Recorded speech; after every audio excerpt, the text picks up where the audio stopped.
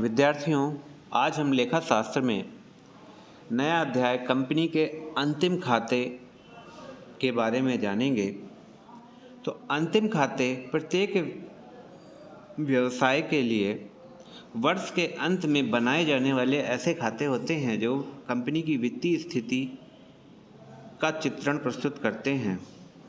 Company अधिनियम 2013 की धारा 2 की उपधारा 40 के अनुसार कंपनी के अंतिम खातों के अंतर्गत आर्थिक चिट्ठा अर्थात बैलेंस शीट, लाभ हानि का विवरण अर्थात statement of profit and loss, रोकड़ प्रवाह विवरण अर्थात कैश फ्लो स्टेटमेंट, समता में परिवर्तन का विवरण अर्थात statement of changes in equity और नोट्स टू अकाउंट को शामिल किया जाता है।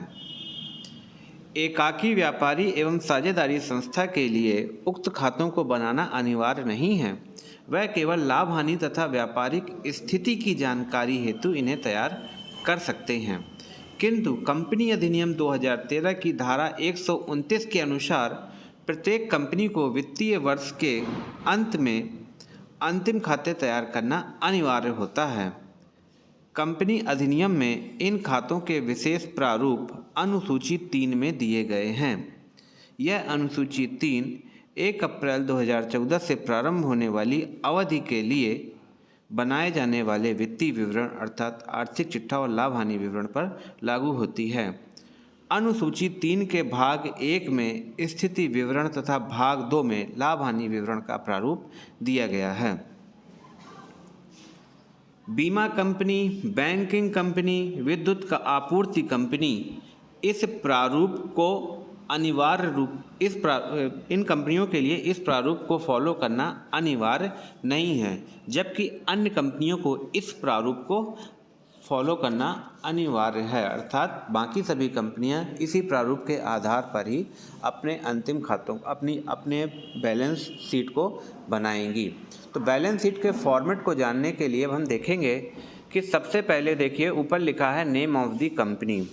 नेम ऑफ द कंपनी में कंपनी का नाम लिखा जाएगा, फिर उसके नीचे बैलेंस शीट और एज एट लिखेंगे और वह तिथि लिखेंगे जिस तिथि पर यह बैलेंस शीट बनाई जा रही है, क्योंकि balance sheet statement of affairs होता है, यानी कि एक विशेष तिथि पर कंपनी की वित्तीय स्थिति को बताता है कि उस तिथि पर कंपनी की क्या स्थिति है।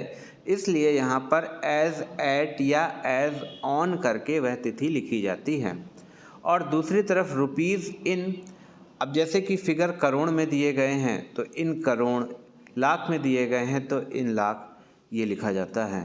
फिर अब इसकी टेबल की बात आई तो टेबल में पहला कॉलम है पार्टिकुलर्स का, दूसरा कॉलम है नोट नंबर का, तीसरा है figure as at the end of the current financial year और चौथा है figures as at the end of the previous financial year. अब देखेंगे कि बैलेंस शीट दो पार्ट में बटी है। पहला पार्ट है इक्विटी एंड लायबिलिटीज़ और दूसरा पार्ट है एसेट्स का। इक्विटी एंड लायबिलिटीज़ के 4 पोर्शन हैं। पहला है शेयर होल्डर्स फंड, दूसरा है share application money pending allotment, तीसरा है नॉन करंट लायबिलिटीज़ और चौथा है करंट लायबिलिटीज़। अब हम जानेंगे कि शेयर होल्डर्स फंड में क्या क्या आएगा। तो शेयर होल्डर्स फंड में पहला पॉइंट है शेयर कैपिटल का। शेयर कैपिटल में कंपनी द्वारा अंशों के निर्गमन से प्राप्त राशि को लिखा जाता है, इसी को शेयर कैपिटल या अंश पूंजी कहा जाता है।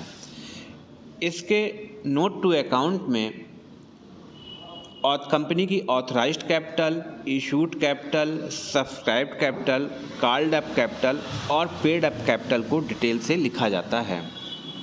इसके बाद आता है रिजर्व एंड सरप्लस, संचय एवं आधिक्य।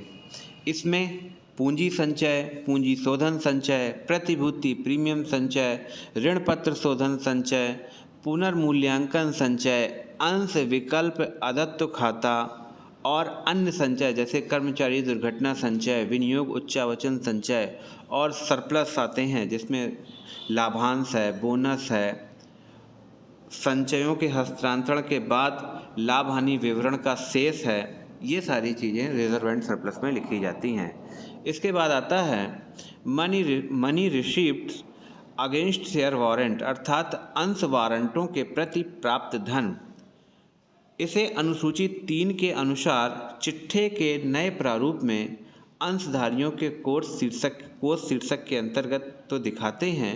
यह कंपनी द्वारा अंशधारक को जारी किया गया ऐसा प्रलेख होता है जिसमें उसके द्वारा धारित अंशों की संख्या और अंश अधिपत्र जारी करने से प्राप्त राशि का उल्लेख होता है।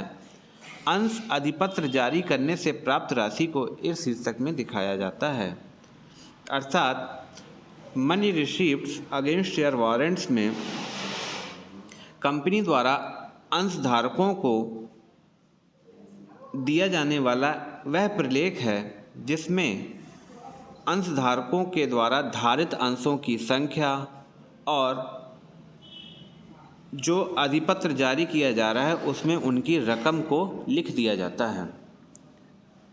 दूसरा पॉइंट है share application money pending allotment, जिसको बोलेंगे कि यदि कंपनी के पास अंतिम खाते बनाने की तिथि को अंश आवेदन राशि शेष है, अर्थात अंशों के आवेदन अंतिम खाते बनाने की तिथि पर कंपनी ने अंशों को जारी नहीं किया है और एप्लीकेशन कंपनी अपने इशू कर चुकी है जिसमें एप्लीकेशन का पैसा कंपनी के पास आ गया है लेकिन अभी उसका अलॉटमेंट नहीं हुआ है, तो यहाँ पर वह रकम लिखी जाती है कि कितना पैसा आवेदन पर आया है जिनका अभी तक अलॉटमेंट नहीं हुआ है अंशों पर।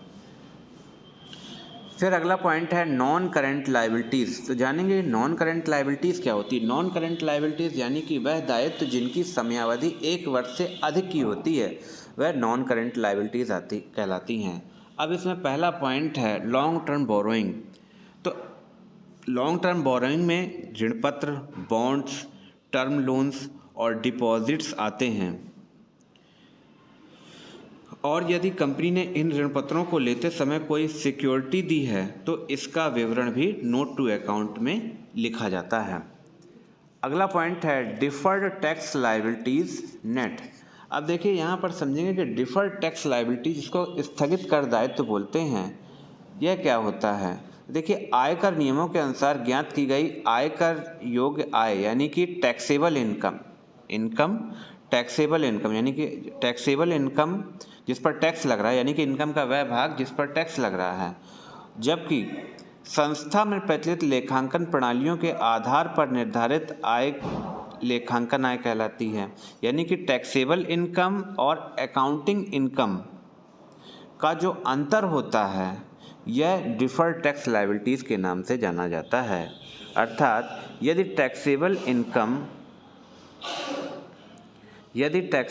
इनकम अकाउंटिंग इनकम से कम है तो उसे हम डिफर्ड टैक्स लायबिलिटीज़ बोलेंगे। यानी कि डिफर्ड टैक्स लायबिलिटीज़ बराबर accounting income minus taxable income. इसके बाद है अदर लॉन्ग टर्म लायबिलिटीज़, यानी कि ऊपर के दायित्वों को छोड़ करके जो अन्य दीर्घकालीन दायित्व हैं वो यहाँ लिखे जाएंगे। और लास्ट है लॉन्ग टर्म प्रोविज़न में ऐसे दायित्व जिनके भविष्य में उत्पन्न होने की आशंका है और जिनकी राशि निश्चित नहीं है, ऐसे दायित्वों का आयोजन दीर्घकालीन आयोजन के अंतर्गत लिखा जाता है, जैसे कि कर्मचारियों का लाभार्थ आयोजन, वारंटी आदि। यह हो गया हमारा नॉन करेंट लायबिलिटीज़। इसके बाद आता है करंट लायबिलिटीज़, यानी कि ऐसे दायित्व जिनकी समयावधि 1 वर्ष या 12 माह तक की ही होती है, करंट लायबिलिटीज़ माने जाते हैं। इसमें पहला है शॉर्ट टर्म बोरोइंग, यानी कि बोरोइंग मतलब उधार लेना। ऐसी उधारी जो 12 महीने के अंदर ही चुकाना है वह कहलाती है शॉर्ट टर्म बोरोइंग। फिर आता है ट्रेड पेबल में आते हैं व्यापारिक लेनदार और देय विपत्र, यानी कि बिल्स पेबल और क्रेडिटर्स ट्रेड पेबल में आते हैं। इसके बाद आता है शॉर्ट टर्म प्रोविज़न यानी कि ऐसे प्रोविज़न जिनको 12 माह के अंदर ही जिनको मतलब ऐसे प्रोविज़न जिनका भुगतान 12 माह के अंदर ही होना है, शॉर्ट टर्म प्रोविज़न कहलाते हैं। और इसके पहले आता है other current liabilities. Other current liabilities में जैसे कि ऐसे दीर्घकालीन ऋण जो वर्तमान में देय हैं, ऋणों पर अदत्त ब्याज, अग्रिम प्राप्त आयगत आय, अदत्त या बकाया लाभांश, अंशों पर अग्रिम प्राप्त राशि, अयाचित लाभांश, न चुकाया गया लाभांश आदि शामिल होता है। अब इसके बाद इन सभी का टोटल कर लिया जाता है और सबका अमाउंट लिख करके टोटल करेंगे और फिर इसके बाद दूसरे पोर्शन में आते हैं एसेट्स में। तो देखिए एसेट्स में दो पार्ट हैं, नॉन करंट एसेट्स और current assets. Non current assets यानी कि गैर चालू संपत्तियां, यानी कि ऐसी संपत्तियां जो व्यवसाय में, कंपनी में 1 वर्ष से अधिक अवधि के लिए प्रयोग की जाएंगी, नॉन करंट एसेट्स मानी जाएंगी। यह नॉन करंट एसेट्स में पहला पार्ट है फिक्स्ड एसेट्स। फिक्स्ड एसेट्स यानी कि ऐसी संपत्तियां जो दीर्घकाल अवधि के लिए व्यवसाय में विक्रय के उद्देश्य से क्रय न करके लाभोपार्जन के उद्देश्य से क्रय की जाती हैं, यानी कि जिनका उद्देश्य लाभोपार्जन करना है, ना कि बेचना। ऐसी संपत्तियों को स्थायी संपत्ति कहते हैं। अब इसके अंतर्गत आएंगी टेंजिबल एसेट्स। टेंजिबल एसेट्स यानी कि मूर्त संपत्तियां, ऐसी संपत्तियां जिनको देखा छुआ जा सके, जैसे भूमि, भवन, मशीन, फर्नीचर। इनटेंजिबल एसेट्स यानी कि अमूर्त संपत्तियां जिनको देखा छुआ नहीं जा सकता बल्कि फील किया जा सकता है, जैसे कि ख्याति, पेटेंट, ट्रेडमार्क, लाइसेंस, कॉपीराइट। फिर उसके बाद आता है कैपिटल वर्क इन प्रोग्रेस यानी कि पूंजीगत कार्य जो प्रगति पर है। ऐसी संपत्तियां जिनका निर्माण कार्य पूरा नहीं हुआ है, जैसे अर्धनिर्मित भवन, प्लांट एवं संयंत्र जो पूरी तरीके से भी बन के तैयार नहीं हुए हैं, तो वो आएंगे कैपिटल वर्क इन प्रोग्रेस में। फिर इसके बाद आएगा इनटेंजिबल एसेट्स अंडर डेवलपमेंट, यानी कि ऐसी संपत्तियां जो कंपनी द्वारा स्वयं बनाई जा रही हैं, जैसे कि पेटेंट। फिर बी नंबर है नॉन करंट इन्वेस्टमेंट, गैर चालू विनियोग। ऐसे विनियोग जो 12 माह से अधिक की अवधि के लिए क्रय किए गए हों, गैर चालू विनियोग अर्थात नॉन करंट इन्वेस्टमेंट माने जाते हैं। यह 2 भागों में जाने जाते हैं। पहला है ट्रेड इन्वेस्टमेंट और दूसरा है अदर इन्वेस्टमेंट। अदर इन्वेस्टमेंट में आएगा investment property, investment in debenture और bonds, investment in mutual funds, other non current investment में आएंगे। फिर इसके बाद देखेंगे डिफर्ड टैक्स एसेट्स, स्थगित कर संपत्तियां। अभी हमने वहाँ पढ़ा था deferred tax liabilities. Taxable income और अकाउंटिंग इनकम का डिफरेंस जो था वो डिफर्ड टैक्स लायबिलिटीज़ के नाम से जाना जाता था। अब यहाँ पर कंडीशन देखी जाती है कि जब टैक्सेबल इनकम, जब अकाउंटिंग इनकम टैक्सेबल इनकम से कम है, जब अकाउंटिंग इनकम टैक्सेबल इनकम से कम है तो वह कंडीशन होती है डिफर्ड टैक्स एसेट्स की। और जब अकाउंटिंग इनकम टैक्सेबल इनकम से ज़्यादा है तब कंडीशन होती है डिफर्ड टैक्स लायबिलिटीज़ की। फिर इसके बाद देखेंगे दीर्घकालीन या long term loans and advance, यानी कि ऐसे ऋण एवं अग्रिम एडवांस जिनका भुगतान 12 माह के बाद प्राप्त होगा, यानी कि यहाँ पर वो लोन और एडवांस की बात हो रही है जो कंपनी ने दे रखे हैं, यानी कि कंपनी ने लोगों को ऋण दे रखा है, लोन दे रखा है, तो वो एसेट्स माने जाएंगे। और जिसका पेमेंट जो होना है वो 12 माह की अवधि के बाद ही होना है, यानी कि 1 वर्ष से अधिक की दी गई उधारी या अग्रिम advance long term loans and advance के नाम से जाने जाएंगे। इसके बाद आते हैं अदर नॉन करंट एसेट्स, यानी कि ऐसी संपत्तियां जो ऊपर किसी भी मदों में नहीं आती हैं, अदर नॉन करंट एसेट्स मानी जाती हैं, जैसे कि प्रीपेड एक्सपेंसेस, अक्योर्ड इनकम, ये सब आती हैं अदर नॉन करंट एसेट्स में। अब इसके बाद आता है करंट एसेट्स, यानी कि चालू संपत्तियां। तो चालू संपत्तियों की बात की जाए तो ऐसी संपत्तियां जो 12 माह के अंदर ही या एक व्यापार के संचालन चक्र में ही प्राप्त हो जाती हैं, चालू संपत्तियां कहलाती हैं। इसमें आते हैं करंट इन्वेस्टमेंट, यानी कि ऐसे इन्वेस्टमेंट जिनका पैसा 12 महीने के अंदर ही मिल जाएगा। Trade receivable